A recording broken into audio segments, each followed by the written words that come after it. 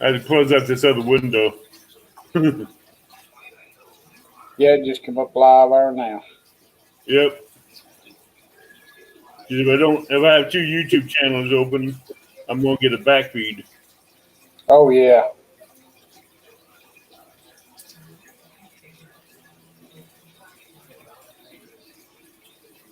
Hey, Muskrat. Hi, James. That's great. Hi, Mike's Elston. Hey, Muskrat. Hi, James. Hi, Elston. Muskrat, James, Chunky, Mike Sampson, Palmetto. Hey, Palmetto. And King little Cross, Palmetto, yeah, Palmetto cats. Wicked, He's from down around this area. Michael Morello, B Cross. But Welcome, everybody. James Darker. I've had him on here. He's a good guy. Yeah, he is. Good guy. He's a real good guy. So we're going to chat for a little while, then we're going to wait for a few more people to get in, then we'll get going. Great, Wicked. Doing good. How you doing, brother?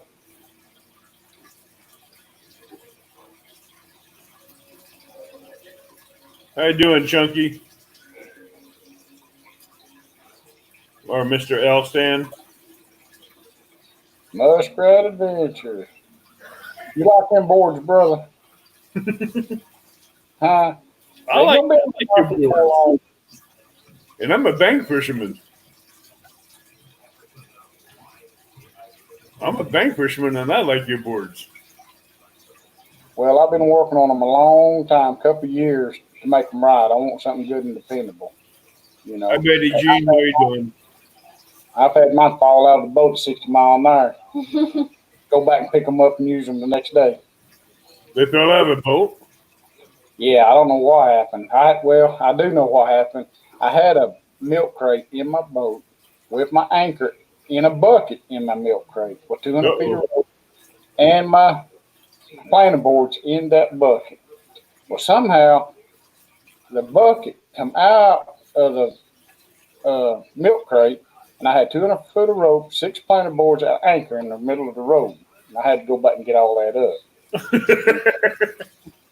But you know, because I use Lexan on my planer boards. Right. I don't use glass or nothing. I mean, I use the good stuff. And that stuff's high. I mean, it's expensive. But that's what I use on them, and I'm still using them now. You know, so it done real good. But I don't have an anchor on my boat now. My planer board is up under my console now. Uh-huh. Yeah, you got rid of that anchor real quick, didn't you? Yeah, because I don't never use it to begin with. Cause, you know, everybody who watches my videos never sees me put an anchor out. But ever since that planer board incident, that's the first clue to get rid of that anchor and that rope. Exactly. You know. Hey, Tim. Okay, bud, hurry back. Yep, on that. Those are going to be coming out here pretty soon. The what? Yes, Palmetto Catch was talking about he saw where I put them planer boards. Oh, yeah. Hey, Maurice, how you doing? Now, there's a man that supports everybody. Boy, he does. He really does. That's a good fellow right there. I mean, he gives a lot of support to everybody on here. Every channel that I've been on, he's been on. Yeah. Believe it or not, he was my first subscriber. Mm-hmm. Oops, that ain't the one I was looking for. Chat's rolling so quick, I was trying to get it before it moved.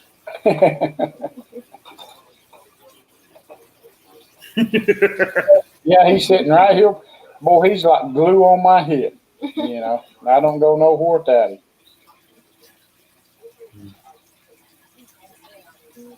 He gets mad if I go fishing without him. That I do. He thinks he's got it. Okay. You keep coming in here, you'll end up with a wrench. Hey, Headhunter. Welcome, bud.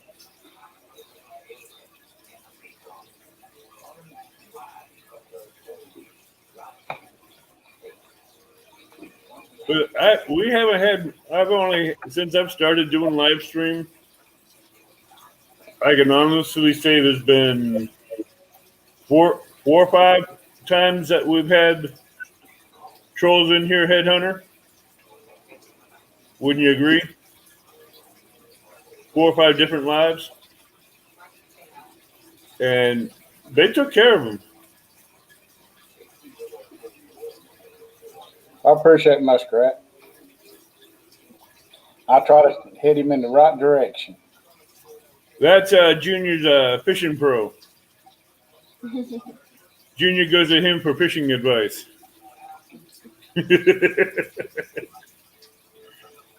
Yeah, that's my grandson. He's my fishing partner. Let him introduce himself. Amen. My name's Ethan Ethan what? Miller. There you go. Well, welcome, Ethan. Nice to meet you. Thanks. So, give us a little history on your fishing. Well, we've always fished. And I used to bass fish all the time. And when you start throwing so many times during the day, you know, bass fishing, your arms, the older you get, your arms and elbows just can't handle all that. So, Hold on a second. Palmetto has a question for Ethan. The biggest fish that we've caught the first question. has What's the biggest fish you ever caught? 82 pounds. Blue cat, 83 pounds? 82. 82. Oh, 82? Wow. And what was that, 3 weeks ago, 4 weeks ago? 4 or 5 weeks ago. So, okay, Ethan, what got you into catfishing? What really got you hooked? Well, he took me, and so long ago, I can't remember. I guess it was really interesting, and it was fun to go fishing and catch the fish, and just to spend time with him. And so he got me hooked to it. So that's what got me hooked. So that one big cat got you hooked. Well, he caught several 30s and 40s. And yeah, but I'm saying that. First big 30 and 40 pound catch, what really got his blood pumping. Yep. Well, his first catfish he ever caught was probably a 15-pound flathead. Oh, wow. And that got him hooked. And we really wasn't catfishing at the time. We was kind of catching, but trying to catch something that he could catch easy and not get bored. You know how children do when they're young. Right. Keep just going after bluegills and small panfish and stuff like that to have fun. And he caught that on an 8-pound line on a crappie rod. Ooh, that'd be a fight. Fight on his hands there, didn't he? Yep. Yes, I did. What was your defining moment of being hooked on catfishing, Junior?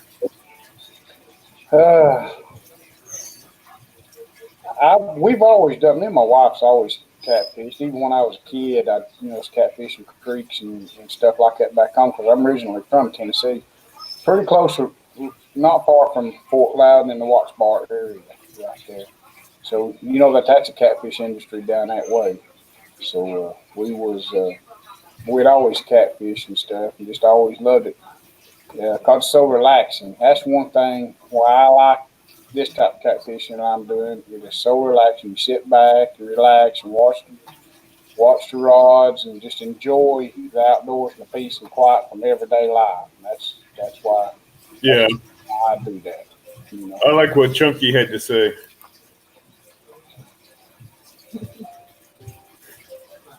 That boy's record beat pretty much everybody here in chat. I'm sorry about that. Well, we try to just enjoy fishing. I mean, I try to teach him it's not about catching fish every time you go. It's just about enjoying what you do and not get tore up about it. You know, you catch a fish, fine. If you don't, fine. But we're gonna go, have a go to catch a big fish. That's what Of course. Just relax. You just go out there to have fun and relax, and if you catch something, you catch something. Oh yeah, people orange peeling at each other, what y'all don't see on camera stuff. I mean, we have a good time. I throw stuff at him. He'll be up there about half asleep, and I'll throw water on him or something. I mean, I'll just do something to him. You know? Throw an apple at him or orange. Or, you just do something you just do something to be ornery. Yeah. He gets me back too. I promise.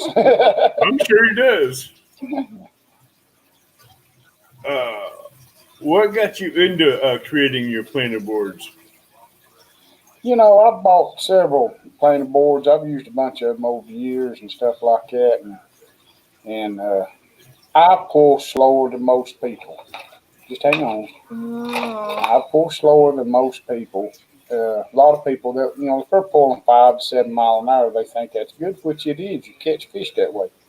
But I like keeping the bait from the fish longer for bigger fish because sometimes your bigger fish won't move as fast as what your other fish will. Your smaller fish. And I keep that slow. I keep it slow. And I needed some boards that pull out quicker at 0.2, 0.3, mile an hour. So that's what got me into starting building my boards. Then a buddy of mine has taught me into building them and stuff like that because they got some of these Santee boards and stuff that's wanting some down there. And so I figured we'd try to do something good. But if I put something out on the market, I want it to last. I want it to last 3 or 4 years. I don't want to, the only thing I might ever have to do is change the equipment or something. But I've used my equipment. I'm not going. I throw them down. I step on them. I do everything, and because I use it as a tool, like I'm at work when we're fishing. I ain't worrying about they break or whatever. I try to take care of them. Don't get me wrong, but I'm not going to baby them. And but that's kind of what got me into building these boards. And this is one of them right here. This is the Blue Dog. See if you can see that right there. Yeah. And of course, it's got a Pacific angle bent. If I can find the camera on the end to help it pull out quicker. I don't know if you can see that on there or not, but I see it. But and they're weighted, so when you put them in the water, they'll stand up like that right there. They ain't gonna lay over. They ain't gonna do that. They gonna do what they do. Designed to do and set in the water. Huh? They're gonna do what they're designed to do and set in the water. Yeah. And here's another one. There's that new guy I was telling you about, Freezer Bound Outdoors. He's in chat. And but like I say, that's what we're doing. But they're real. Like I say, they're not made out of just plexiglass. They're made out of Lexan. They're made out of good stuff. Now, how do you design them to make them one go left and one go right and one stay in the center? All right. That's I don't use design nothing staying inside. What I use is a float, and I didn't bring one up here with me. But it's a float that's got clips on it, like similar to this right here, but they're on the top of the board, and right. I mean on top of the float, and you just got a little hook down at the bottom like this at the bottom of the float. So if I can get you got something like this down at the bottom of the float, but you just hook it like you do a plane board. You just open it, stick the line through it, and let it float out the back of the boat, straight out the back of the boat, and that's right. What I do on that. And when it gets back there so far, I'll run one out the back of the boat. I'll put 100 feet of line out, then I'll put the float on. And then I'll let it get out 150 foot behind the boat. Then another one, I'll put out 75 feet. Then I'll let it get out about 60, 70 feet behind the boat. And that's on the centers.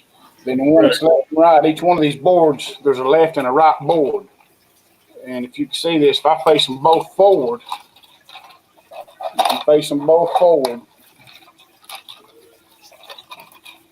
if I can get them in here. I'm missing one here somewhere. There we go. Anyway, let me do one at a time. Oh, there you go. Yeah, there we go. See, that's on that one side. Right. That rod is on one side, and it's That's bent. where you Yeah. And right. this one here is on the other side, and it's bent the other direction. Right. Okay, that's how you do it. That causes them to pull out like that. And That's why I was trying to figure out how you did that and how you guys made them pull. well, you don't have to bend the ends of them. I've got them on a Pacific angle, but you don't have to bend the ends of them when they'll still pull out. If you're pulling faster than 0.3 mile an hour, they'll pull out. If you're doing 0.5, they'll pull out quicker. They'll pull out when you get up toward 0.5 good without the bend in them. But if you put that bend in them, it pulls out pretty quick. Okay. You get too much in them, then they'll pull out. Then they want to pull sideways and pull against the boat. You see what I'm saying? But you got to get that bend just right, to make them work right. Yeah. So, how did you take your boat and modify it to be a fishing boat? Yeah, what I've got is a 17-foot aluminum craft. It's a prowler, right? 17-foot prowler aluminum craft. I think it's a 68-inch wide in the back, and which I put an out-of-line rod rack on. I had one that I built on it, which is a little heavier rod rack, but in my older videos you'll see it. But I really like the out-of-line rod rack that they built, and for $300 I couldn't beat that. So I ended up buying the out-of-line rod rack to put on the back of my boat. Now I did build me a live well to put in my boat out of a toolbox, which I've got a video on that too. Toolbox live well for the boat for catfishing. And I gotta find a question in chat real quick. I just seen it. I just gotta find it. Oh, there it is. Palmetto wants to know if you sell them. I'm going to sell these boards, yes. I haven't worked up a price on them yet. I'm still working on everything that I've got in it, but they will be up for sale. There'll be a couple of places online that you can get them. Some of the other tackles, and probably Bloodline tackle, probably having some of them to get rid of. And plus, you can probably contact me or David Kingsmore to get rid of them, probably. But it's still going to be a couple weeks out on them. Yeah. So, is he helping you build them, or is your fishing buddy helping you build them? Well, the way he's helping me build them. He comes in down there when he's riding his bicycle down to the garage, and then he ends up usually cleaning the garage, because those are a little more tedious work than I really want to put his hands on that yet. So he's got a job though. He gets paid every week. He's got to keep that garage up and keep the bait tanks looking good and make sure all the bait's good and the boat's fine. So he keeps the boat cleaned out, garage swept up. Yep. So, how many bait tanks do you have at home? 2. 2? Yeah. Heck, I have a problem keeping up with one in my bedroom. One of them has a freezer bait tank that I use for putting minnows in. Okay. Then the other one, I've got it's 700-800 gallon, big round fiberglass tank that I keep shad and perch in. But I am going to get another bait tank put down there just for so I can keep my shad and my perch separated. Yeah, everybody, Freezer Bound is new. He's just starting to do live streams. If you ever him, I've been helping him with getting his StreamYard set up. Show him some love and go over and subscribe to him and click the notification for him. I need to check that out. Hey, Jay, what's up, dude? I've got Catfish Headhunters. I got a video out. I've done 3 or 4 videos ago on how I deploy planer boards. I mean, everybody does it different, but it's just a video on how I use boards and how I set up 8 rods out the back of my boat. And Betty, thanks for coming in tonight. I know you're probably busy at work with being a nurse. Thank you for what you're doing on the front lines during this pandemic. Thank you so much, Betty Jean. Good deal. She's another one that's been on here to help let us know about the viruses and Oh yeah, to help us take care of that. yeah. 'Cause I mean, that's some bad stuff. Anybody that has to deal with that right there, as far as in the hospitals or anything like that right there, I've got a lot of respect for them that have to go into work like that every day. Yeah, the nurses, the paramedics, the firefighters, the cops. The police, all of them, you know, Right, all of them. they're all on the front lines. Yep, they sure are. They sure are. I just want them to all be careful. Exactly. And that's why I try to support everybody like that on my channel, including the vets and the military. Mm. That's why when you see the tag I have, that little circle up there with the soldier bent, that's what it's there for, is to support the military. So, what was your funniest moment catfishing?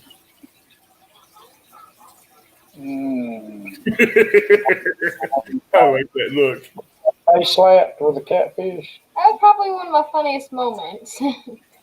When you got all slimed up. Yes. You like tail slapped with a catfish. Or when you was dancing around in the floor when the fish got loose in the floor and you just thought you was gonna get poked by it. That was You look like you was doing a war dancing around that boat. There's a lot of things that ain't on camera that goes on that So boat. which one was the best, funniest one that your partner there had? It probably when I was dancing in the boat and when I got slapped in the face by the fish in the boat. So that's probably the two funniest moments that we've ever had in the boat. So. What would be the worst moment you've had fishing? Oh, you remember that real well. Yes, I do. I was playing with the catfish, and one of them poked me, and at the same time, while I had my hand to cooler, a rod went down, and I kept having to reel it while my hand was bleeding real bad. So that would have to be probably the worst moment in the boat. That sounds worse. Yeah, he ain't telling the whole story. What do you mean I ain't telling the whole story? That's all I remember. Well, Right. the rod, he had his hand in the cooler. I mean, it got him good. I mean, being a kid, he's pretty tough, but he was, tearing up. I mean, he was crying and everything. And I was trying to I wasn't worried about no rods on the boat, just worrying about him. He looks up and sees a rod bowled over, where a fish had hit. So he runs up the front of the boat, gets the rod up, and curls the rod under this hand because he couldn't hold it, with his hand that got poked and reeling it up. And then tears are just a rolling, but he wanted that fish. That's how bad he wanted that fish. Wow.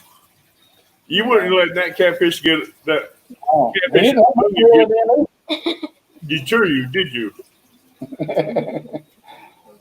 Well, now he's got to where he puts his hand in their mouth to control them now. That's smart. Hey, Lyle, welcome, bud. How you doing, Lyle? Oh, how you doing, buddy?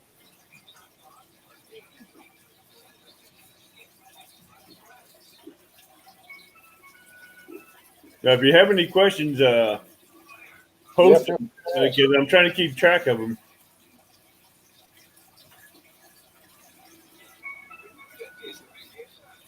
Someone was asking, do you use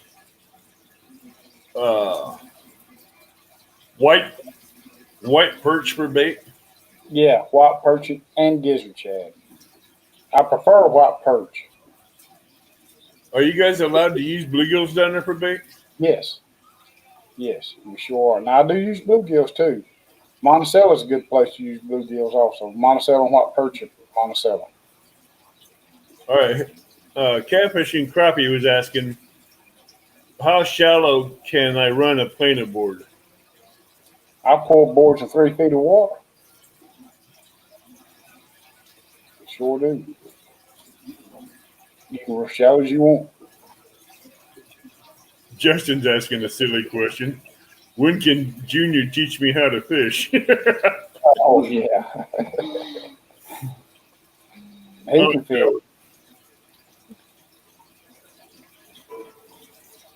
Wow. We got a good crowd in here. I can show you my suspending rig if everybody wants to see what I'm going to be using tomorrow. Sure. I was trying to save on some of that, but that's a good one to start with. This is exactly what I'm going to be doing tomorrow. Hey, Ethan. Yes, sir. Palmetto wants to know, do you ever help with filming?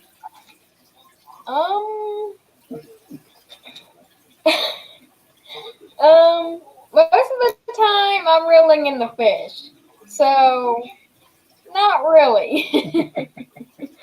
He wants to get to the rod. That's what he wants to do. He ain't worried about that camera. Oh, I'm sure he is. I use 8-ounce weight. Let me get back this up here.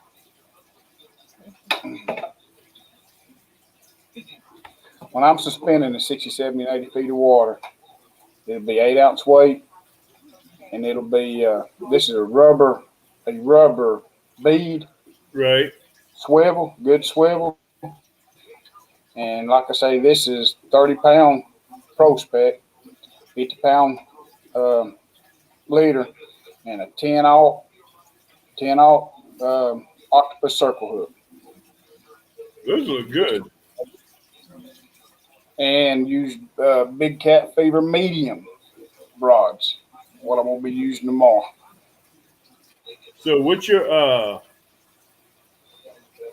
the best go-to rod and reel you got?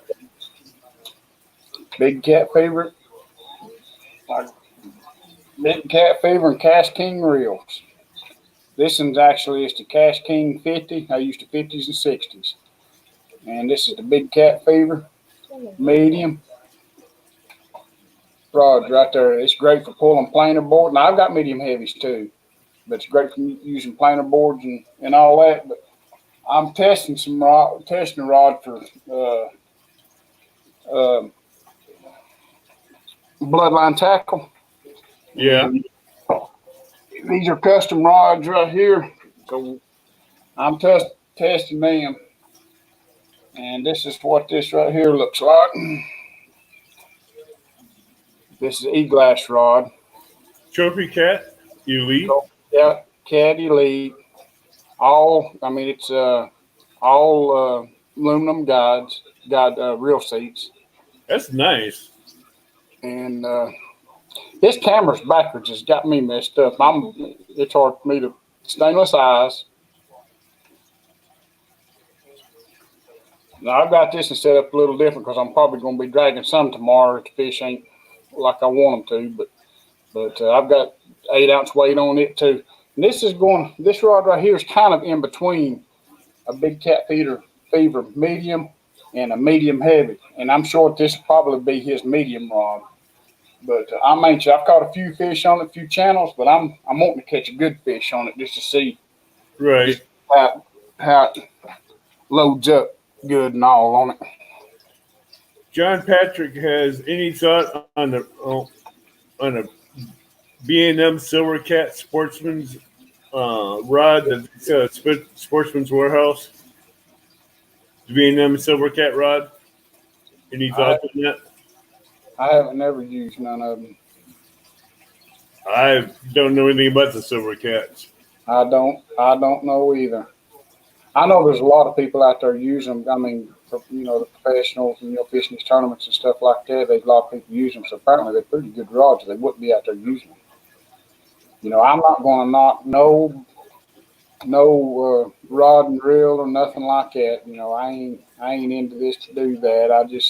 We just love to fish and whatever way I said whatever people wants to fish with, they feel comfortable with. If they can get out and fish, fish. Whatever you can afford.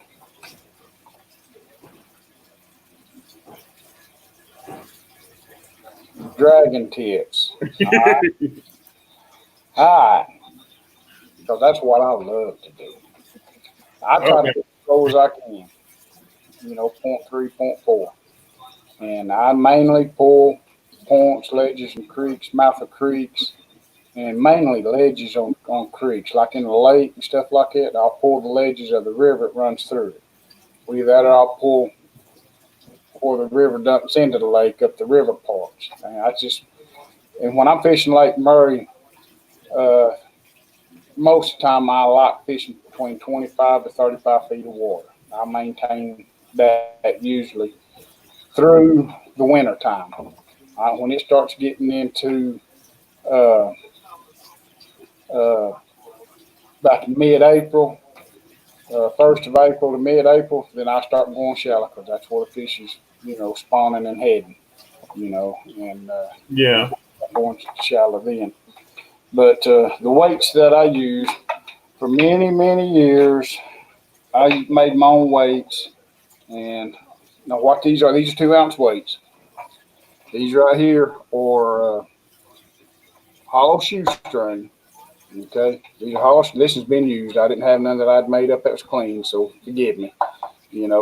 But these are 1/4 ounce barrel weights.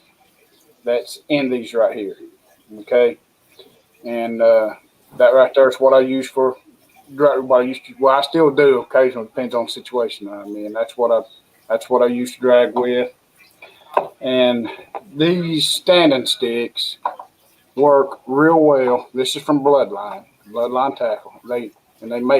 He makes black and white and red and stuff like that. And I ain't seen that a color makes a difference on these. So if you're wanting, just a red or a black or something that you think's gonna make a difference, I ain't seen a difference in it. But these pull real good, slow like I drag, because very seldom do I get over 0.3, 0.4 at the most. I got buddies that drag faster. There's been times that the winds cause me to drag faster. Then these right here will come up a little bit. They'll float your bait up because they ain't quite. Because what these are, they got lead in them. They also got some flotation in them too, and they'll cause them to rise if you get too fast. Okay. Because you can't even tell if these is even dragging the bottom on planer boards, nothing like that. When you're doing 0.3, 0.4, they stay down. But if you get faster than that, then they start, coming up a little bit in a little bit of current. But these right here pull real well, and I use these probably 60% of the time. These right here. Now he's got another knot that I pull a lot too when I'm wanting to. If the wind's bad and everything else, and these are the dragon weights that he makes Bloodline. Now these has got lead in them or something. I don't know. I ain't never took one of them apart, but down toward the bottom. There we go. Let me back it up and get a bigger picture. There we go. When you back right here's the lead, and it's got flotation from here. Now these right here, from here up to the front. Now these right here, now they hold up good. You don't get hung up much with these right here either, and they pull real good, especially when you're in current. Right. These right here, any weights that you want, and that's what I use on that. All right. Now, what I use in nice Santee style rig drag, which is the Carolina drag, and what I use is several different ways that I do that. Now, all my rigs, I used to use the sinker slides a whole lot, and I kind of got off and went back to the old way I used to do it, which I use. Now, these are pre-rigged rigs that I keep in the boat. I use a big swivel, and when I tie it on, it'll be tied, main line ties to here. You hook your dragon weight to right here. Okay. And you've got your main line, your leader line coming down through here to your peg float. I use a lot of peg floats. And to your 10-aught hook. To your 10-aught hook right there. Right. And he's the sharpener. He can sharpen a hook. He sharpens all my hooks. I told him how to sharpen a hook, and all his fishes come on the hooks he sharpened. That 82-pounder and all of it. Then we have got the Ethan rig. I thought you lost that one. He thought that we lost it. The Ethan rig? Yeah, he likes his pink one, okay? Ponytail back here. Ain't nothing wrong with a guy liking pink. He caught some big fish on this. Your 82-pounder come on this, didn't it? Yes, it did. Come on this. But this is a 5-inch. That's right, like it. This is a 5-inch cat and shad from Bloodline with a 5-aught circle. A 10-aught circle hook. I love 10-aught, so that's what I'm going to use, 10-aught circle hook. All right, now, you'll notice there is no knot in it. My big old fat fingers. There's no knot in that right there. I know. It just goes right through the eyelets, wraps around the Right, now, right here, it is run through that eye twice. Right. It's wrapped around the second eyelet. There's no knot in that right there. That way you don't easily adjust it, right? Yeah, I retied that and didn't cut that tag end off that. You see that? You're supposed to be watching me do that. But that's the rigs that I run, and it's the same deal as that peg float. And the big swivels like that right there, and you just hook your dragon weight to it, and you're set to go, But that's the rigs that I use right there, Dragon, and I usually don't deviate from that. I'm kind of set in ways. It probably hurts me sometimes, For our primary fish, there's Lake Murray and Lake Monticello is my primary lakes. And we have tournaments. I do fish Santee some. I just started fishing it more regular because we put on tournaments down there now and Watery. And we got a tournament this next weekend at Clark's Hill. And but we got some tournaments up there. But mainly when I just go fish, like, this time of year right now, since all the people's out on Lake Murray, because it is a recreational lake, I'm going to Monticello. Monticello's not a recreational lake. You can't swim in it because there's nuclear plant on it, and they draw in so much water. It's got so much current that there's no swimming in that lake. So that cuts out a lot of boat traffic. So during the summertime, I'll be fishing the deep water at Monticello.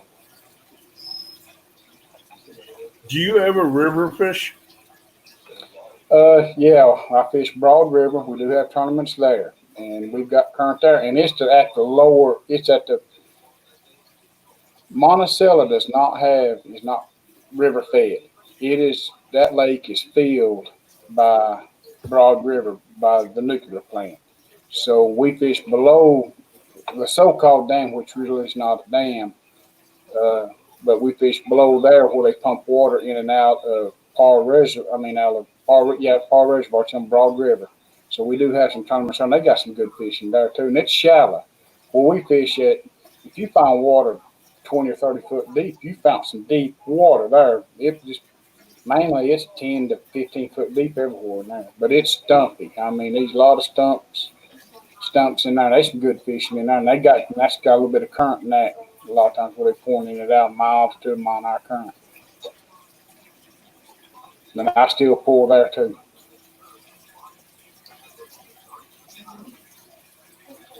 Do you do your planer boards when you river fish? Yes.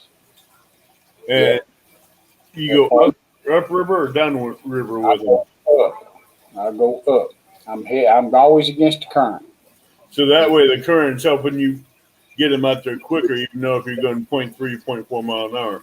I can actually, that will be the only place that you might see an anchor in my boat. I'll throw an anchor out the front of the boat and let the planer boards go out the back of the boat, then lock them down and let them pull out, and they'll be stationary. Then I can do my floats out the back. Then, like I said, they hook up like planer boards. I can take and pop that float loose and let my bait sink, where I need it to be. As far as suspended in there. You have two lines on that float. One to pull the float back in, one's after you pop it free, right? No. After I pop it free, when you got 8 ounces of weight on that thing, it's going to drop to the bottom. And I leave that float right there.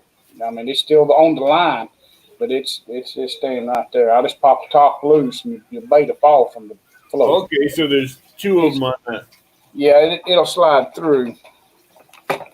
Let's see if I got something here. There's an anchor, something as something you can kind of go by. Just say this is the bottom of the. Let's see if I can get. Say this is the bottom. The bottom of the float. Top of my hands to float. That's the way that'll be. Then it'll have a little push button top on it, and it'll open up like that. And you just crimp your string in a U. Well, find a camera like that right there, and put it in there, and it'll just crimp right down on it. When you get it back there where you want it, you just pull it, and it'll pop loose, but it'll still be in the bottom clip where it'll fall down. It'll slide right through that bottom clip. Okay. And I was trying to figure out how you did that. yeah, it works real well. I use that. I use that a lot. When I'm fishing down at Far Reservoir down there, when we're down there. I don't fish it, and that's a good fishery, and I don't know why I don't fish at as much. I guess just because it's a stumpy, I just don't want to go down because you have to idle out till you get out to the river, and that's a pretty good piece. And you're always bumping stumps, as you're going out to the river, apart from the boat landing.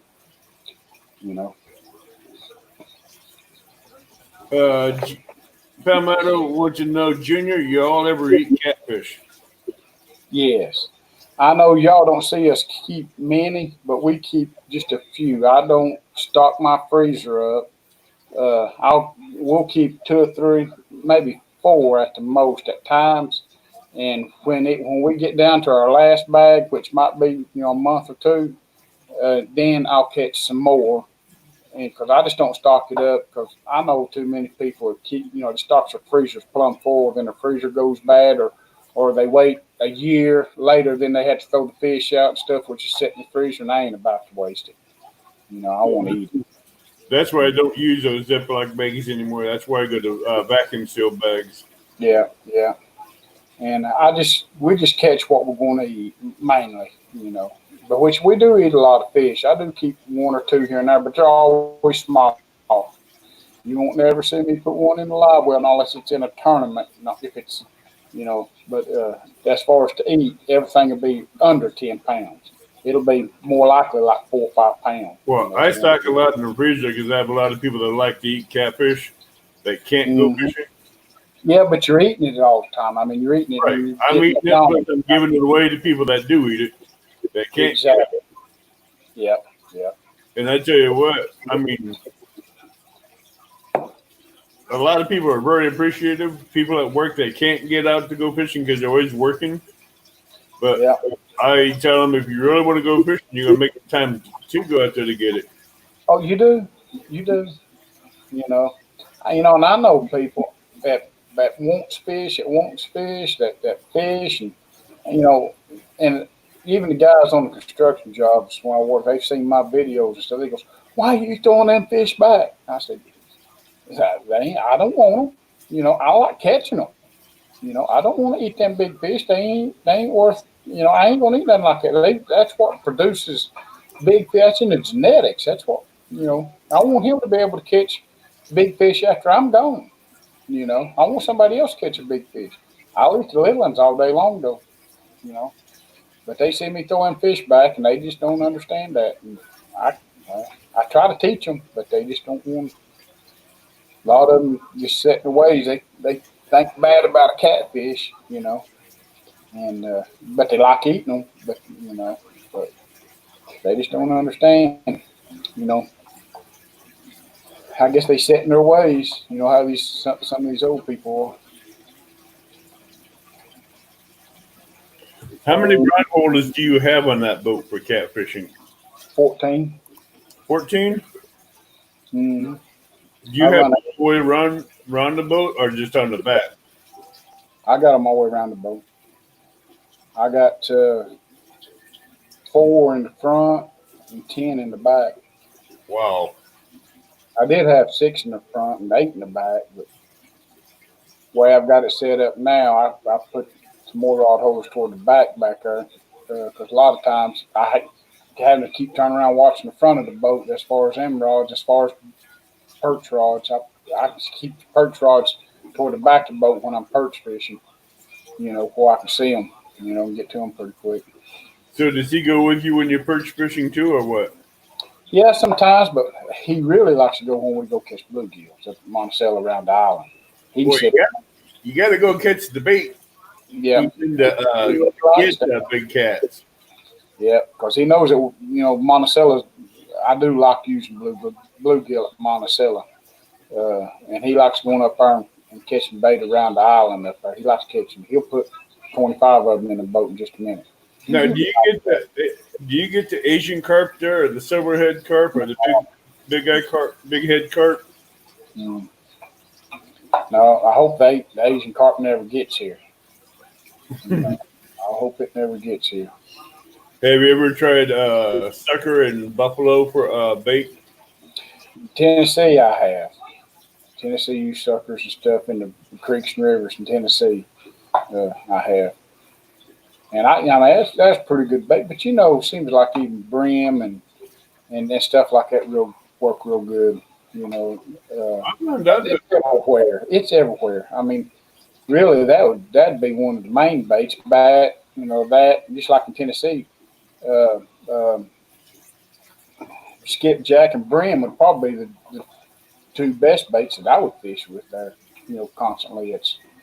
That's good. But here in South Carolina, it would be shad and white perch. That'd be the main thing here. It's hard to, when something's working, it's hard to veer off of something that you exactly. What you have confidence in. Right. Like my Pin 8000, Pin 6000, my Cast King 5000s, and my Okuma rods, my Catbuster rods. Yeah. They're not expensive rods, but they've proven themselves to me. Oh, yeah, that's all that matters. If you got confidence in something, use it. It don't matter if it's the cheapest thing. If you got confidence in it, or most expensive, or just whatever you got confidence in is what you need to fish with. I've had my 2 pin reels for 5 years now. I kept them in the back of the truck and the rod holder just for transport. Never taken them apart.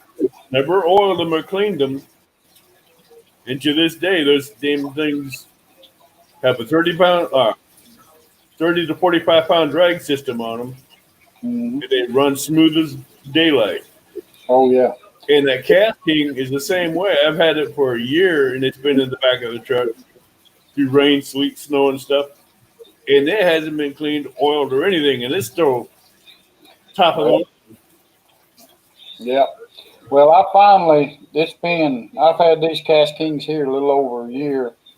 And now I've just started, not that there's nothing wrong with them. I finally started taking them apart and oiling them a little and putting them back together. But after what I've seen on the inside of them, I'm going to keep using them. I'm not going to stop using them.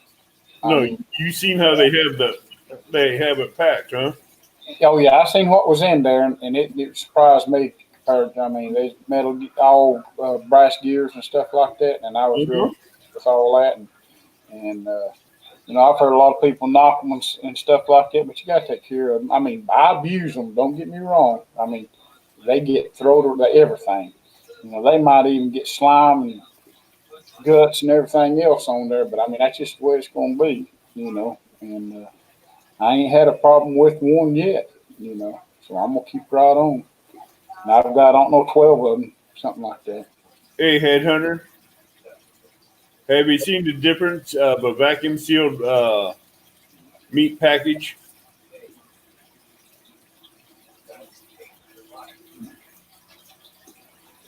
Norman?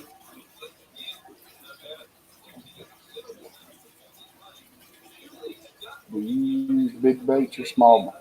Palmetto, I'm gonna be using monster bait tomorrow. I'm That's going. all I use. I use big baits. When I was fishing Murray, I had a couple rods had small bait, and I noticed big fish was hitting small bait. And I went out with small bait, and that's when we started hammering on the big fish. And that's just what they wanted, was small bait. And that's like me and you was talking earlier before the show. It's that time of the year, where they was hitting small bait. Mm-hmm. But Monticello, that's a totally different lake. It's gonna be big bait. It's gonna be big bait. If I'm fishing, I'm a pound and a half perch. I'm cutting the tail off and cutting it in half. That's just 2 baits. So that tells you how big I'm gonna be fishing with tomorrow. John was asking, do you have any Abu 6500 reels? Yes, I got one hanging down on the garage right now, and it's on a medium heavy big cat feeder rod. Headhunter?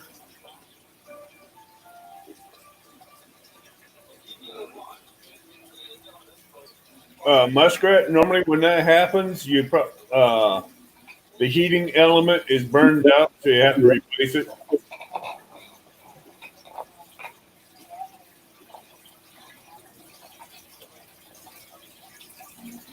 Have Have you seen what a food sealed package of meat looks like compared to a Ziploc package of meat?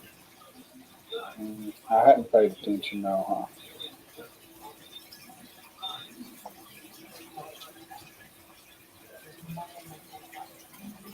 What dragon weights do you prefer for timber? For timber, That's a good question. it's going to be this one right here. This dragon weight right here. Is 'Cause that this is like a snake. Let me back it up. This is like a snake. This is a dragon. This right here is 2.5 ounces. This right here is 2.5 ounces. It's got lead up to, I don't know if it's lead or what's in it, but it's got lead up to there, flotation right here, and it pulls through the timber real good. We've got a few more ideas that I've been talking to Jerry Droughty about that he's gonna look at doing for me to try for situations like that. He's working on some more stuff for me. But I'll be probably spending over some big timber, not some 60-foot tall trees tomorrow. I'm gonna try that, because there's been a lot of fish hang out on top of them trees. So I'm gonna be swimming 50 foot deep in top of trees. catfish? So The we're gonna see purpose what happens there tomorrow. or Norman, the purpose of that is there's no air around the meat, so you put it in there fresh. Like the day you caught it, you take it out of the vacuum sealed bag. It's going to taste just like you just filleted it right off the fish. And Junior will tell you about that one on the vacuum sealed meats. Mm-hmm. Did I miss anything on that one, Junior? Mm-mm. And Nope, got that. you can do cooked hamburger. Put it in there and vacuum seal it and thaw it out and warm it up, and it tastes like it came right out of the skillet or off the stove. But for fishermen that want to keep meat in the freezer, that's the way I suggest going with it as a vacuum sealer. Because I found out vacuum sealing those meats will keep them a lot fresher for up to 2 years in the freezer. Even though they don't last that long around my house, but that's what they say in the research I've done with them. Have you ever used creek chubs? No, I hadn't never used them. Now, how big of minnows do you use for your bait? For your bait fish? Just a little old toughies to catch perch and stuff like that with. Oh, like 3/4 inch, 1 inch. Yeah, just a small little. And I would run them like a Sabinky rig. I'll put 3 or 4 of them on. I'll build my own little Sabinky rig with a dragon weight at the bottom, just a little bit small dragon weight at the bottom, and I'll put it all the way down and drag Jason, them as I'm catching. I like Jason. He's funny.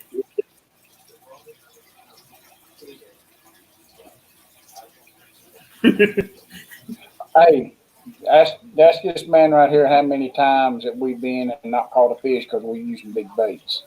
Oh, I understand getting skunked. I ain't afraid to get skunked out. That's just part of it. Oh, neither am I. Home, and I tell him when we on the way, I tell him we going big or going home. He'll say okay. He does tell me that.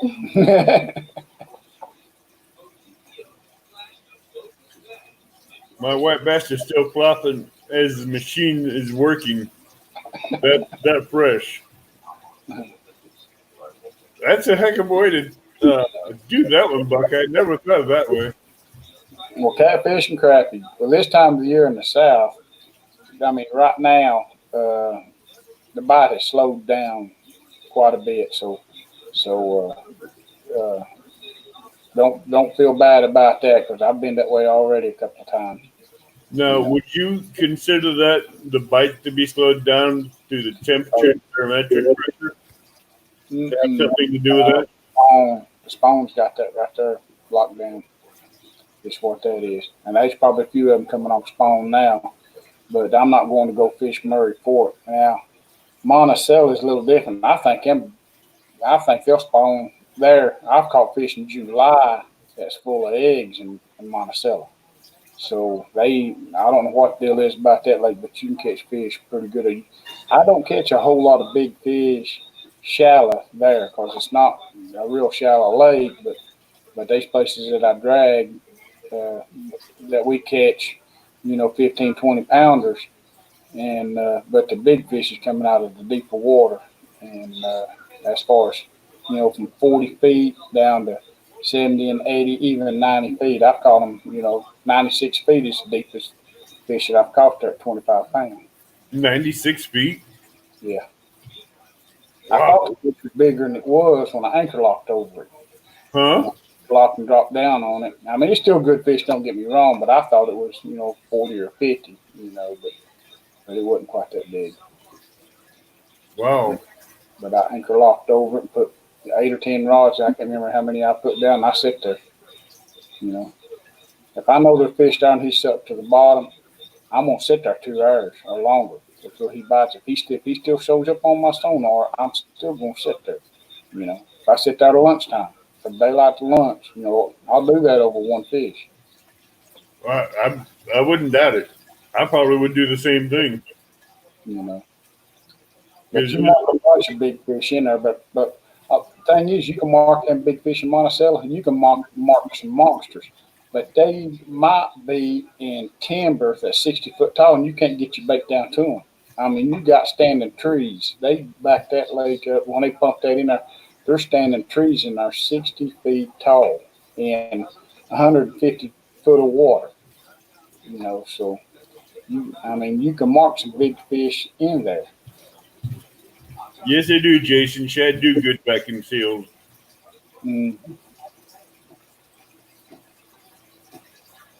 I try not to freeze much bait. I try to use all live bait. I mean, take it live and cut it.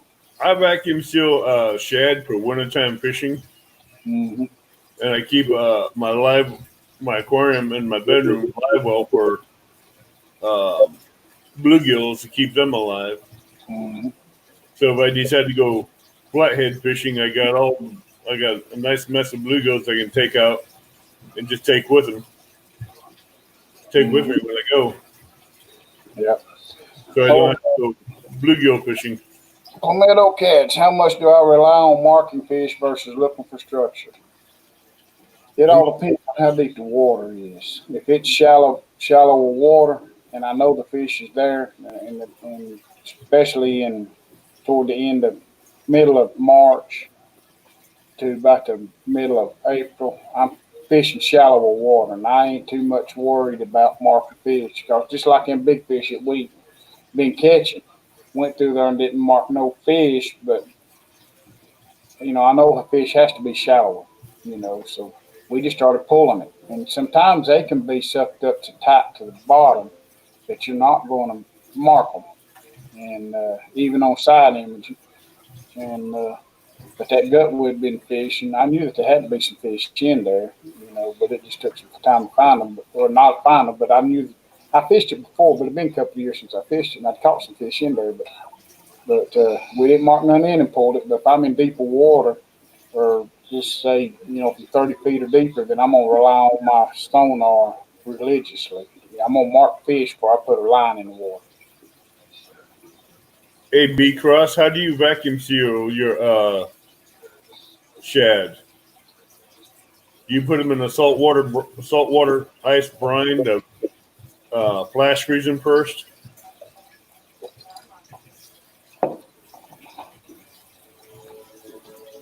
Have you ever caught a flathead dragging baits? Yes. Yep. And usually about the 1st of March is when we do that. We've caught a couple that way this year. Buddy of mine's been catching pretty regular here lately on cut bait. But I think it's slacked off now. But yeah, yep. Or any closer to structure that you can get, say a riprap or something like that, or laid over trees over in the water closer you get your planter boards over to that tree, the better chance you are getting a flathead over there. When we fish the rivers, that's kind of what we do is, a lot of your catfish, a lot of your bait fish is going to be up in them trees and stuff like that, and them flatheads are going to be up there. And also blues and channels will be up in there too, so you'll catch them off. But get your baits over, over next to trees when you're fishing the rivers and stuff. Now the lakes, you really don't concentrate a whole lot on the banks, not less the main river that runs through the lake is over next to the bank. Then it gets more productive on flatheads. But I don't catch a whole lot of them, but we do catch them, dragging baits. Ethan, I know your PB for a blue is 82 pounds. Yes, So sir. what's your flathead PB? I think it was 15 that you caught on that perk on that crappie rod, wasn't it? Yeah, I think we caught another one, but I think that wasn't with you or something. I don't know. Oh, you was with your other papa then, wasn't it? Your great grandfather. No, that was a. That was a flat. I seen the picture. That was a flathead, but I think that was about 10 pounds. No, you and him caught a flathead. Did you? Mm-hmm. Yeah. Yeah, me and him caught a big old bass. Oh, okay. Yeah, so it was that 15-pounder is the biggest one I caught. Yeah. So what's your PB on flathead, Junior? 39. That was down in Santee. 39. I mainly fish for blues. It's hard for me to concentrate on flatheads because it's hard for me to throw an anchor. I've never really had to worry about throwing anchors on when I go for catfishing. I'll use live baits all the time. I'll put a circle hook up to the sinus cavity, and I'll put a stinger hook through the tail, just in case they try to short bite. Yeah. And I've caught a lot of flatheads that way. Yeah. On a short. I use a little bit of live bait when I'm suspending, but when I'm dragging baits, there ain't gonna be no live bait on that because it ain't gonna live. It's gonna be cut. It's gonna be cut. And I tell you what, I'm not trying to catch. Oh, I am trying to catch them. If I catch one, I catch one. But basically, after a big blue, because I know they'll take those live baits real quick. Oh yeah, yeah. But when I do a live bait with them, I don't have to worry about putting that stinger hook with the blues because they'll just come swimming right by and just snap it right up. There ain't nothing like when a big blue folds one over. It's 70 pounds. I mean, he'll make her scream. He'll make her drag scream. What meadow? When you're dragging bait super shallow, how much line do you let out? Depends on it. Depends on how many boards I'm running. If I'm running 6 boards, the first board is going to be shallower. My one that's going to be out the farthest from the boat. If I'm dragging shallow, I ain't gonna throw out about 50 foot.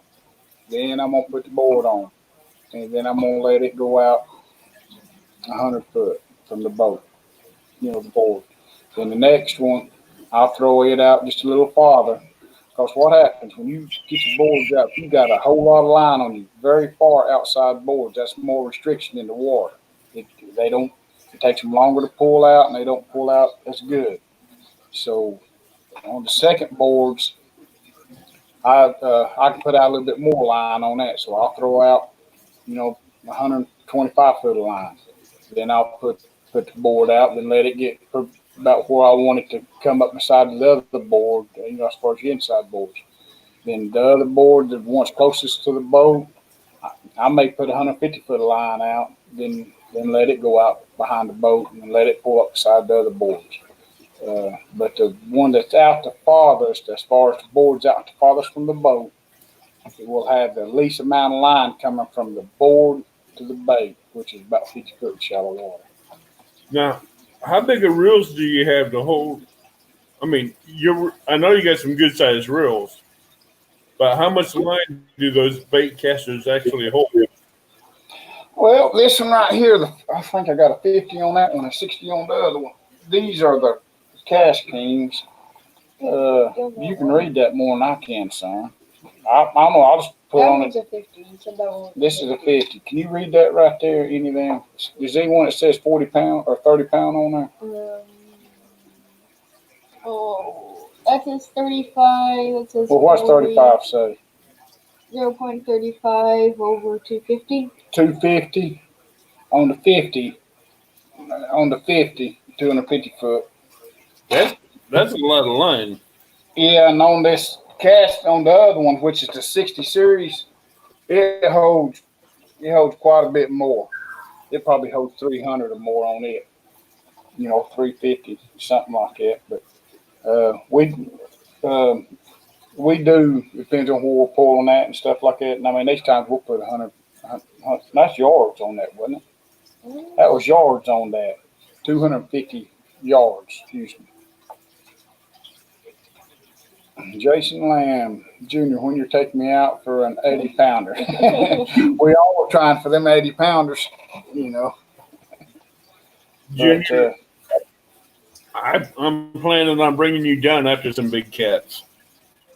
But, To a river that's not on the Mississippi. what river's that? The Kaskaskia down by New Athens. It's perfect breeding grounds and perfect hatcheries for a lot of flatheads that's hardly ever fish for flatheads and blues. Mm-hmm. And I'm gonna let him know about it so he can come down and test it out. Plus, that's where the meet and greet is when the coronavirus is lifted, and that'll be hopefully soon. With these cats in that river, the Kaskaskia River, I mean, it's not even maybe 100, 110 yards wide, maybe 150. Mm-hmm. And that has some deep holes in it. Mm-hmm. And you will do good there with cats. All right, Palmetto Cats, you have a good night. Good night, Palmetto. What do you have planned for this year for your YouTube channel? Just trying to get it to grow. I try to video every week. And once I get to 1,000, I'm gonna start doing some live stuff. But, I thought you were at 1,000 by now. Nah, I ain't at 1,000. I don't. A lot of times, a lot of people. I think where it kind of hurts me some is I don't go in and do a lot of editing in the video.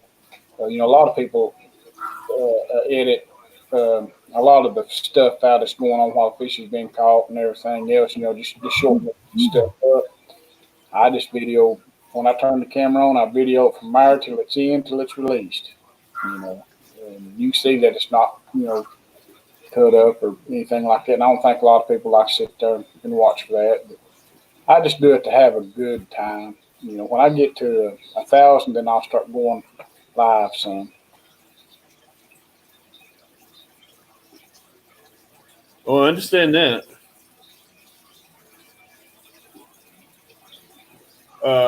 But Jason, I will show you a new spot that you can go down to go catfishing. And you'll probably have a lot better luck on this stretch of river than the Mississippi. That's a good fish, Jason. 54 pounds. That's a good fish. That's a good fish anywhere you go. Because on that stretcher, on that river, I've caught anything from an 8-pound channel to a 53 to 63-pound blue. Mm-hmm. And a 35. My best flathead on that river is 35. And I've went fishing there quite a few times and never been skunked in that river catfishing yet. And that's a place to fish. I mean, when I see skipjack popping on top of the water, skipjack and shad and bluegill popping on top of the water, I know there's something underneath there pushing them. Oh, yeah. And with my rods, with the light line I got, throwing 4 and 5 ounce weights, those things will get out to where I want to go and drop the bait right in there. Mm-hmm. But I want to get Jason down here and show him that stretch of river and see what he thinks of it. Paul, now, he rarely comes in here, but he fishes that Cascade too. And he knows it to be fact. Mm-hmm. That thing is hardly ever fished, but it has big cats in there. Has a lot of creeks that run off of it. And some of them you can get a boat up in it. Yeah. Some of them just narrow where you can just fish the mouth of it. And the mouth of it, I mean, that's where I'd always concentrate off the 2 points coming off the mouth and stuff. That's where them old big ones like to lay. See, there's a lot of times, like I was telling them, I was fishing in guts and stuff like that, a gut pocket. Well, there's a creek that comes in that gut pocket. Now, that's why I know that there should have been some fish up in there. It's a small little old stream that comes into it, but it's there. oh yeah, it is there. Anything that changes like that, that's what I try to concentrate on. A lot of people pass it up, not even pull it or drag it. But since I started catching them fish there, I did notice several boats over there started pulling in there like I do. But that's one thing about putting out videos, which that's fine. I do it, for people to learn and fish. It's all public lakes and fish wherever they want. Good night, Betty, and thanks for all that you do. You be safe out there, okay?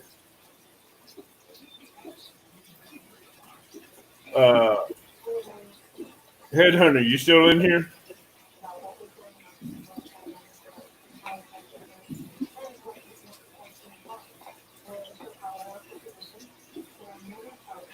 Well, I thought she left earlier when I said good night. That's why I said it, Muskrat.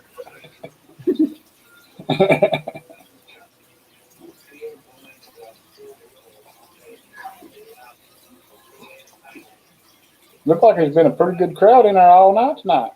Yeah, and I mean, normally by this time I'm down to about 10 and it's still holding up 14. That's good. Mm-hmm. So what's your funniest, Junior, what's your funniest story? I went fishing with my son in his little boat one time. We went down on Par Reservoir. This is a 12-foot.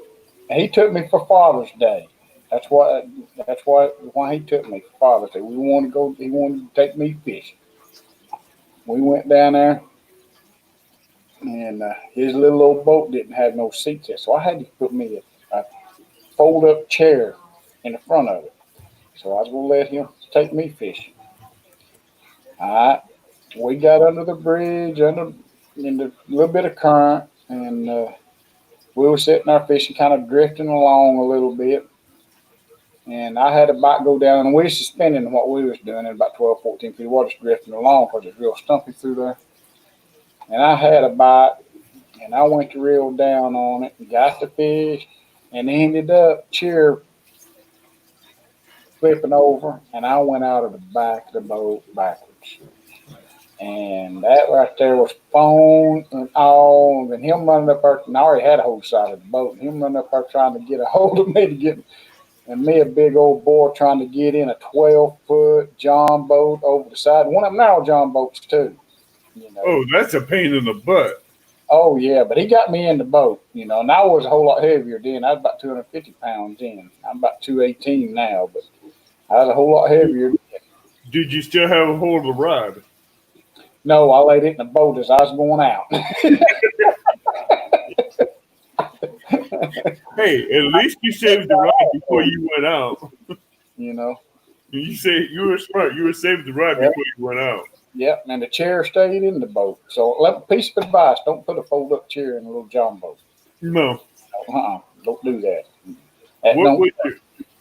You know. And yeah, that would be your worst day of fishing, catfishing. I fished a tournament one time, and it rained, pouring rain. I had to run the bilge pump constantly, but I mean, it was just miserable, cold. I mean, it was just what. But I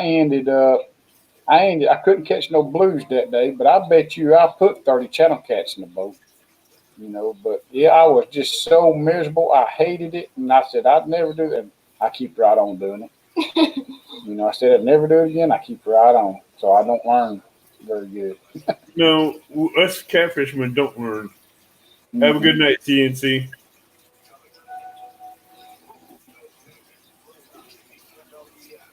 So, how often do you maintain your live well water? My live well water that I put my catfish in during tournaments and stuff. I keep it changed regular. About every hour, I'm changing it. But I've got aerators and circulating pumps in it. You know, but I do change the water, and I use like the water come out of the lake. I don't use no other type of water. And in summertime, I keep frozen, especially when I'm fishing tournaments in summertime. I keep frozen milk jugs so I keep the water temperature down and it's keeping big fish live. Now, what about your live well tanks for your bait fish? What I do at the house, because I used to use the Shad Shack bait tank, but it's just too big for my boat. So I use my live well in my boat, and what I do, I fill it up at the house and put this little bit of salt in it, and I've got a Mr. Bubbler 12-volt pump that pumps air into it that I put in there, but I keep it circulating quite a bit. And but if I'm using perch after I get to the lake, I'll use lake water just to keep the water circulating, fresh water going in and out of it. Now, if I'm using shad, then I keep the salt in there, and I don't change the water in it when I'm keeping them live in the lake. You know, I keep them in the boat. I don't put lake water in them. Then I keep the water that's in there. And they do good. They do good. No, do you throw nets for most of your baits? Cast nets? I've got cast nets that I throw, and there's been times that I throw cast nets, but a lot of times me and him just like catching them on hook and line. You know, 6-pound test line, cork, small gold hook, and go for it. Catching brims. And I use Sabinky rigs when I'm dragging catch bait also, you know, as far as perch. You know, what perch, because when you get on school land, you catch 5 or 6, 7 rock quick like at one time, you know, and you can catch 50 or 60 of them if you can get on them good. Especially if you got 2 people on the boat to keep it going, you can catch a bunch of bait right quick like. Yeah, Muskrat says Ethan is fading. Yeah, he's fading. He's fading. Avid. The mono you guys were suggesting, is that the Berkeley big game?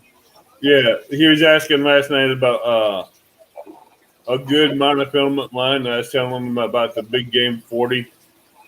Oh, yeah. That's a strong line. Yep. I used the Berkeley Pro Spec. Now, my main line's 30 is all mine is. Main I line don't. 30. I'll my heaviest braid I'll go is 30, but I won't go under 20. Mm-hmm. If I can't get 20, I'll go 30. Yeah. But since all that braided line was gone, I had no choice but to go 40 Yeah, it ain't for gonna. braid. Catfish is not line shy. If you got a good leader on there, you can catch an 80-pounder on a 20-pound line. As long as you got a good leader, 50-pound leader, something like that, something that his mouth ain't going to wire out, wire and two, you can catch 80. You can catch 80 or Oh, on. trust me, I use 20-pound braid with 17-pound Cajun leader, Mm-hmm. and I have my drag set just right to where if a big cat hits it, Yeah, he's going to pull that drag. Lyle Stokes hit the nail on the head here a while back. I've heard him say 2 or 3 times, let your rod and reel do the work. That's what it's designed for. Right. I mean, you I put keep 30-pound test line on there, set the brake properly. If you got the right, tension, the right rods, let it do the work. That's why that rod's got a backbone in it, and that's why your brakes got real. I mean, your reels has got brakes on them.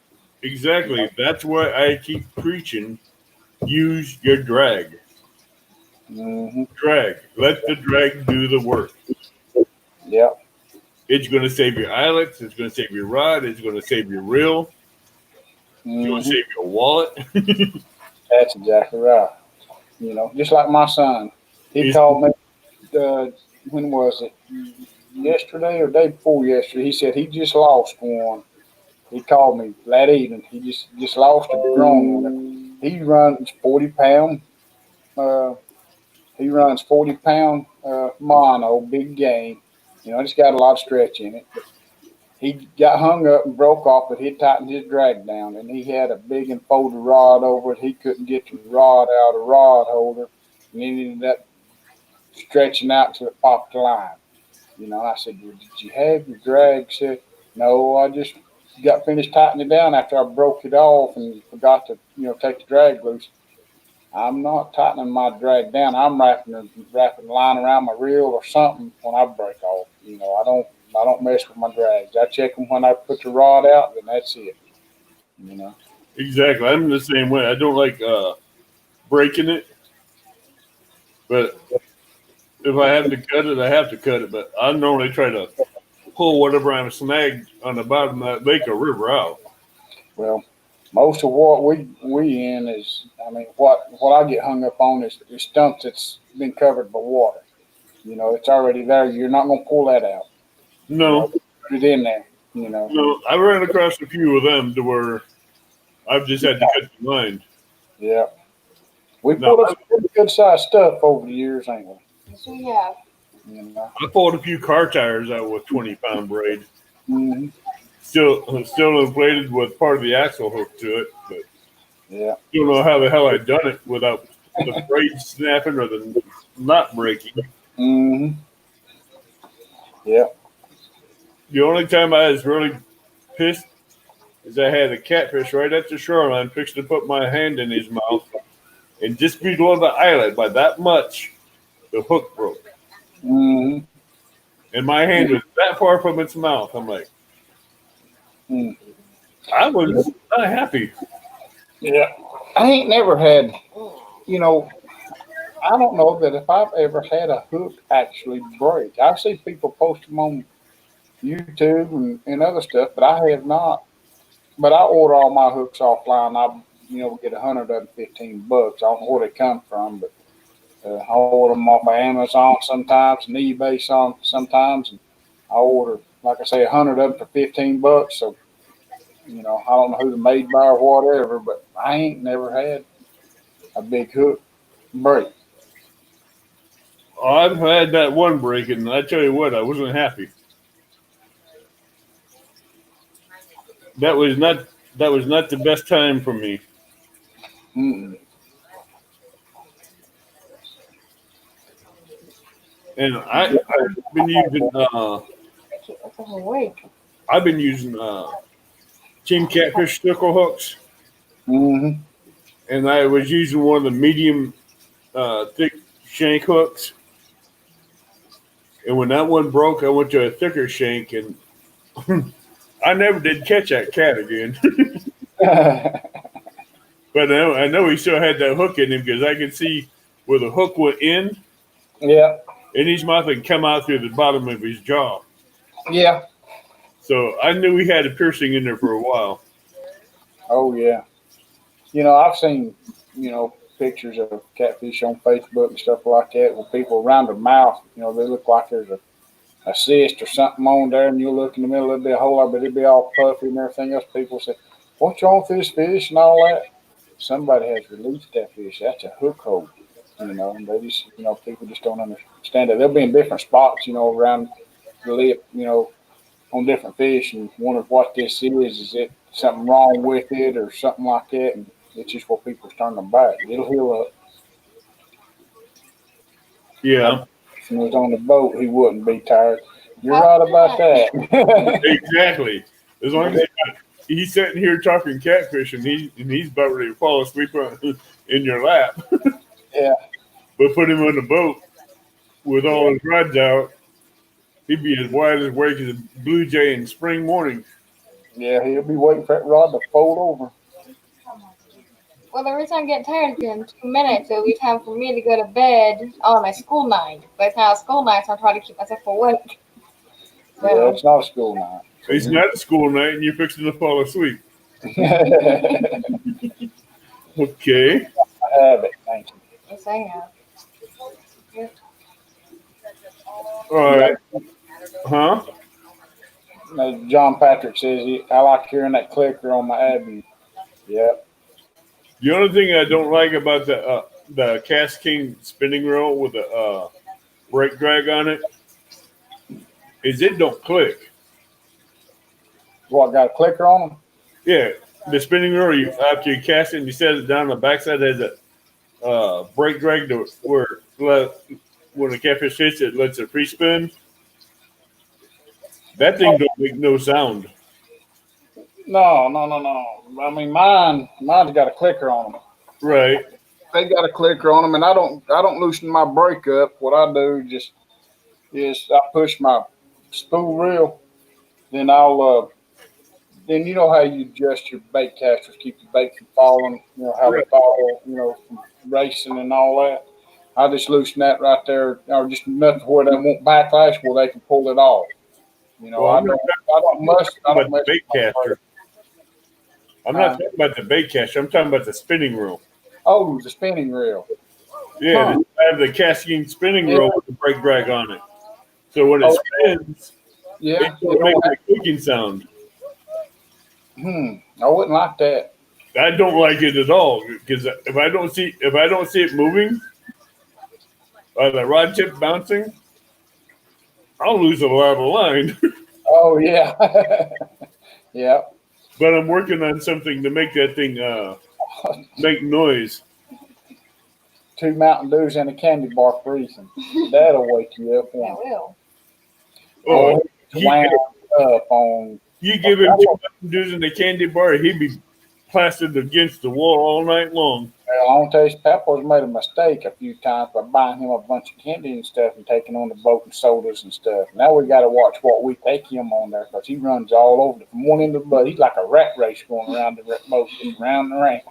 Yeah, I guarantee you, if you give him that Mountain Dew and those 2 Mountain Dews and a candy bar right there, he'd be doing circles around you. Yeah. I'm trying to read some of the chat in there. I like Mike Morello. Yeah. Catfishing 101, 102, 103. I'm always learning on these live streams. He's another one that just He does a lot of fishing videos. Mm-hmm. And he's been coming in here and he's been asking questions, learning things. Look here, everybody learns something. I mean, Uh-huh. I mean, I ain't far from. I love learning. I'll Oh try yeah, to. so do I. You know. That's one reason why I started this channel, Beginners for Catfishing, Mm-hmm. is to help beginners Yep. and to hook them up with other avenues of people that are in catfishing and bass fishing and bluegill fishing and striper fishing and bank pole fishing to help them learn various tips and techniques to do this, as well as being outdoors. Right. Oh But yeah, that's what it's about. I mean, that's one reason why I do my videos, just teach people what the way that I do it, and they can take everything that I say and they can modify it, do it ever how they want to make it their own, whatever works best for them. You know, and, they might improve it and do real good with it. oh yeah, that's that's the best thing about it. Mm-hmm. Justin, you have a big Okuma egg beater. What the hell is he talking about? Bait man on a 10-foot big grill. Oh, he's talking about the spinning reel.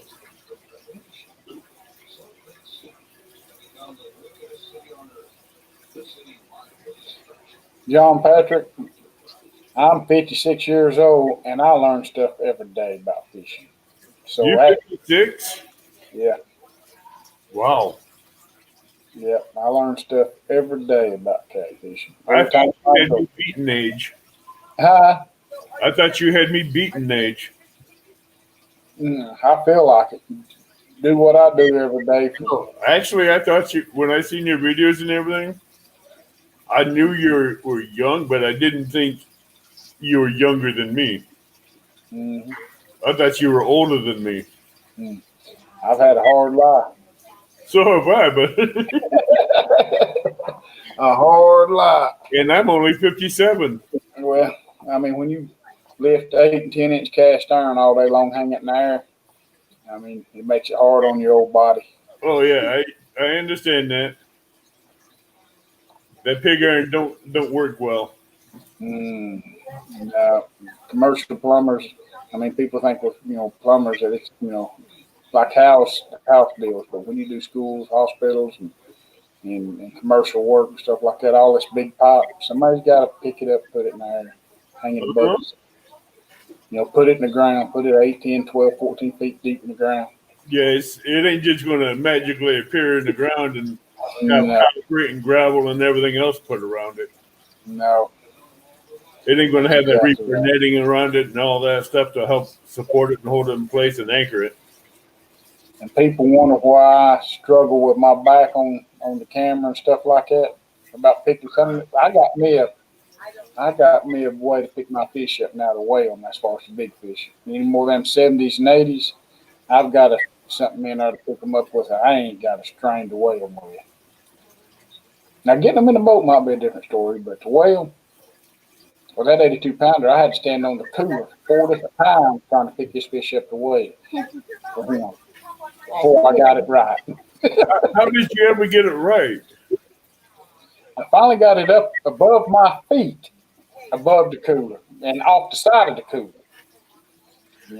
Finally got it up. That took a lot of strength, didn't it? The fourth time I was whipped. I don't know how I done, but I finally got it. I mean, it was Yeah. the first time it wouldn't have been so bad. Ethan come over there was going to help me read it. I told him to read it for me. Well, he pulls down on the net and was trying to stick his head up to read it. So he's adding more weight to the fish. Oh yeah, yeah. And we didn't even have it off the floor yet. I don't think. That's why I Well, done it 4 times. you're trying to weigh the fish and you have him come read it. He's going like, I can't Yeah. see. Well, he weighs 85 pounds now, and I tried that new hoist on him, and it worked great. Yeah, I screamed. It hurt. I'm sure you did. We need to put some padding under your arms, didn't we? Yes, we did, because that hurt bad too. Actually, what you can get is one of those. Have you seen those fishing belts that they have for deep sea fishing with that rod mount there? Mm-hmm. Get him one of them for the boat to where he hooks it into it. He can put it right there, hold it right in place, and just fight the fish that way. Instead of taking it up here. Yeah. Well, he sticks the rod between his legs now. He sticks it between his legs and reels it or sticks it in his belly right there. You know, that would help him a lot. Find one that fit his little body. Thank you very much. I'm sure you can find one. Mm-hmm. Find one of those online, one of those fishing belts off ocean fishing belts. Yeah. Yeah. Because I'm sure they make some for kids and adults both. Yeah, we're working on him to get some upper body strength right now. He's going to keep cranking. He's going to keep trying to work him. You eat much spinach? Not really. If Papa puts a bunch of Texas Pete on it, he might eat it. What, you don't want to be like Popeye? I don't like spinach, so. Well, hey, actually, spinach is actually good for you. It has your iron, which helps your antibiotics. Has antibiotics, which actually help your skin and your muscles and your hair follicles. So, spinach has a lot more healing characteristics in it than what people actually think. Has your iron, has your vitamin E, has your vitamin A and B, and B12 in it. Is there any dream fishing locations you would want to fish with Grandpa with? Santee. Santee Cooper. Santee Cooper Lake. Mm-hmm. It ain't a couple hours from the house, so that'll be his next trip. Then we'll take him to Santee. What is? I know. I hear a lot of people talking about Santee Cooper. I know it's a good catfish lake, but why is it so popular? It's huge, and it's a recreational type lake too, but only in certain areas. There are areas that you don't want to recreation on it because it stumps. You know, a lot of trees, shallow water trees, and a lot of stuff sticking up, and it is. These places probably many places haven't been fished on Santee. The line's been in the water. I mean, it's just so mass. You know, when the two lakes combine, you got the canal in between the two lakes. I mean, it is the perfect place habitat for catfish, and they grow monsters in there. I mean, they grow monsters in there. I mean, these 90 and 100-pound fish down there caught regular. You guys are allowed to use crappie for bait. No, not in the state of South Carolina. But on Santee Cooper, you can. Nope. No? Nope. This is South Carolina. So North Carolina you can, but not South Carolina. Yep, and Georgia you can. Like on Clark's Hill up there. It's like on Lake Wiley, where Dieter Melhorn fishes. It's split by North Carolina, South Carolina. You can use crappie in North Carolina. You can't in South Carolina. Okay, Clark's Hill Lake is split by South Carolina and Georgia. You can use crappie in Georgia side, but you can't. No, they have that law where I think they have that law. You can use crappie on there, on the South Carolina side, on that lake or something like that. But that's confusing on where you got these, you know, where all these lakes are split by state lines. It gets confusing. Right. So we got to, be careful what we do. But South Carolina, you can't use crappie for bait. That's a good way to get yourself busted with crappie for bait. Yep. Because if you're drifting and you drift over that state line and they catch you in the boat, better know where it's at. Yeah, you huh? better know where that state line's at because they will get you. Yeah, because you're gonna have to have it marked on your fish finder or something. Well, all you fish finders got state line, a little old line that runs through it, showing you where it's at. But just like anything else, it might be off 20 yards or so. But then game warden, and yours might be as accurate as what that game warden's is. You know what I'm saying? Right. So either that, his might not be as accurate as yours. You might be, so it could go either way on that. Damn.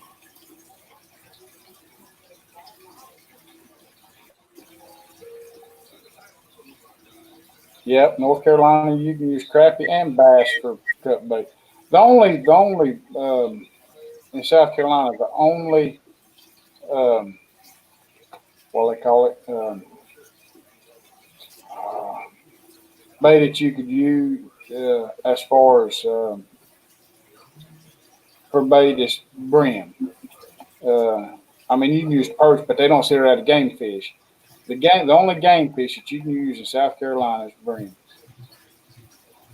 Wow. Perch is not a game fish in South Carolina. White perch. It's not a game fish. That's something new. Because I figured it would. Man, them things they populate quickly. That's why there ain't no creel limit on them either. Now, how big does the white perch get? They probably get over 2 pounds. I've had them 2 pounds, pound and a half. But your average size that you catch probably 6-8 inches long. Good bait size. But I like them big just as well as I like them small. Now if they're 4 or 5 inches long, now when I use them for cut bait, I'll just play one side off of it, and I'll use the whole perch for cut bait out, tail and all. Just play one side off, then I'll put the fillet on another rod or something, or cut it up and use it for perch bait because they'll eat themselves and cut up in tiny pieces and put it on little gold hooks and drop it down, and they'll eat it, catching perch. Damn. Yeah. I bet you could almost catch a perch bare hook. No, they do. They do. I can't remember if it's Jeff Manning, one of them. I think he had a video where they just dropping the sabinka rig down and just had bare hooks on, nothing on it, like a sabinka rig type deal, but it wasn't Right. actually a sabinka rig, but just go hooks on it. Yeah, like 5 hooks, nothing to speak you rigs or anything. They did it,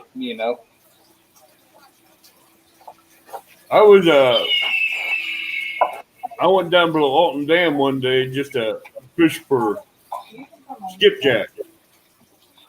And this big old freaking silver carpet wanted to skip on one of the hooks on 12-pound braid. And this thing was way more than 12 pounds. Oh, yeah. It took every bit of 45 minutes to bring that boy in. He was out in the current, but that braid wasn't giving up. That rod wasn't giving up. The drag wasn't giving up. Yeah.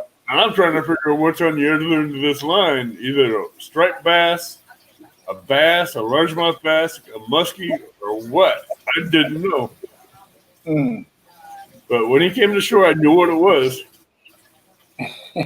He was a good 45-pound silver carp. Yeah, that was a fight there. Yeah, that's a hell of a fight. But I tell you what, he went to the freezer to make some catfish bait. Oh, yeah. All right. Well, thanks for being on tonight. And thanks for your time. Anytime. And I'll let you go have some time with your family and your grandson. Yeah, we got a busy day in the morning. We're going to get up and head toward the lake. Yeah, I'm going to let you guys get out of here early so you can have fun. All right, then. Enjoyed it. I hope I got to answer your questions that people wanting to know.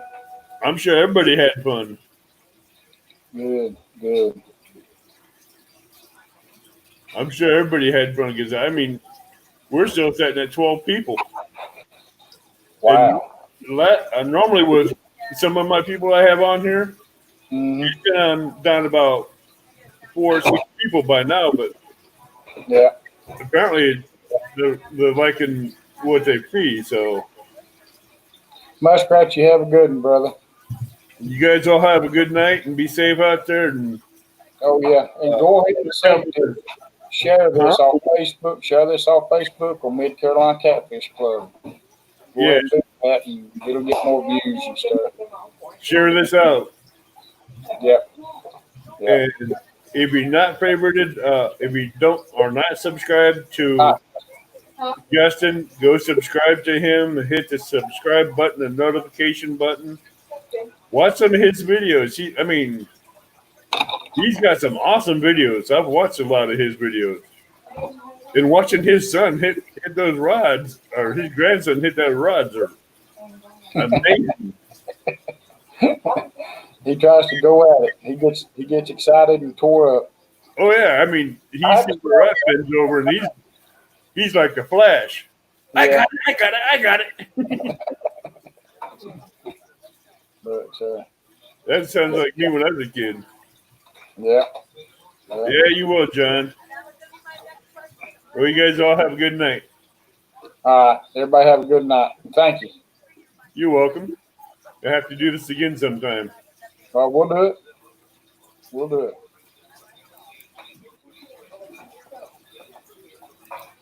it.